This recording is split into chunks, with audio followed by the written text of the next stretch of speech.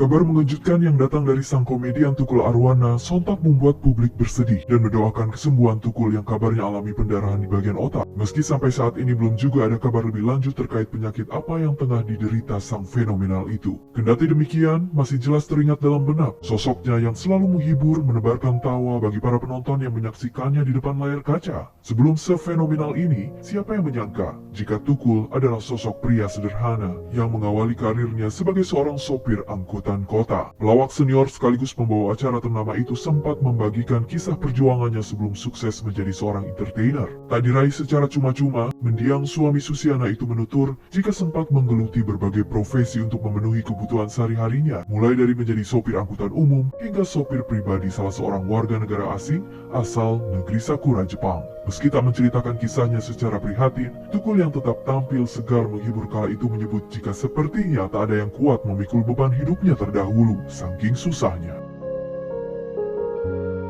Pemilik nama asli Tukul Rianto itu sejak kecil selalu mengasah kelihayannya dalam menghibur orang-orang sekitar, alias bakatnya menjadi seorang komedian. Tukul yang kerap melempar canda, kala itu sempat berada di fase-fase sulit menjalani hidup dengan ekonomi yang pas-pasan di kampungnya. Tekadnya yang besar membuat Tukul melangkah pergi ke ibu kota guna mengadu nasibnya agar berubah. Tak singkat cerita, perjuangan Tukul tak serta-merta berhasil lewat perantauannya pada tahun 1985. Diliputi rasa yakin dan sabar, 10 tahun bertahan hidup di kota metropolitan, Tukul akhirnya memutuskan menikah dengan mendiang istrinya Susiana alias Susi si milik Kitty sejak 26 tahun silam. Meski kehidupan keluarganya penuh kesederhanaan, Tukul yakin suatu saat akan ada jalan baginya untuk tempuh titik bahagia.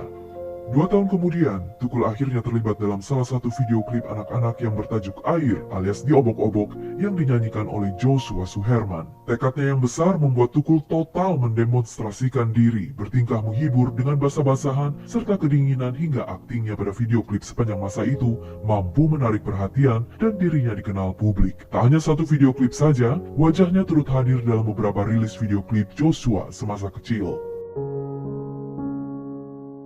Tak sampai di situ, Tukul yang merasa yakin dengan jiwa entertainernya sempat turut serta bergabung pada grup lawak legenda Sri Mulat, dan di sanalah bakat berkomedi Tukul tajam terasa. Cukup sukses menjadi pelawak pada masanya, Tukul yang amat gigih turut merambah dunia presenter dengan mengasah kemampuan berbicaranya. Dan cukup lihai berbahasa Inggris, jalan Tukul semakin terbuka di dunia presenting hingga dipandang beberapa stasiun TV untuk dibuatkan program talk show dengan menjadikannya tuan rumah di sana. Tukul sukses mendulang popularitas bersama Vega Darwanti di program talk show tersebut. Dirinya berhasil menjadi ikon dan menahun memanjangkan umur program terkenal itu.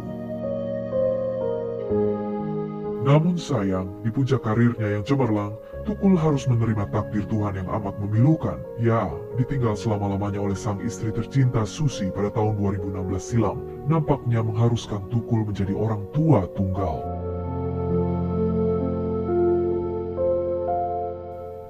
Tukul tak lama bersedih, menurutnya hidup harus terus dirinya jalani. Bersama sisa umur yang masih diberi, Tukul bangkit dan masih mampu menghibur banyak pasang mata melalui aksi kocaknya di layar kaca. Menapaki jejak di masa tuanya, Tukul akhirnya merambah dunia bisnis, guna menopang kehidupan ekonomi di masa depannya, di mana saat dirinya sudah tak mampu lagi menebar tawa di kancah televisi Indonesia.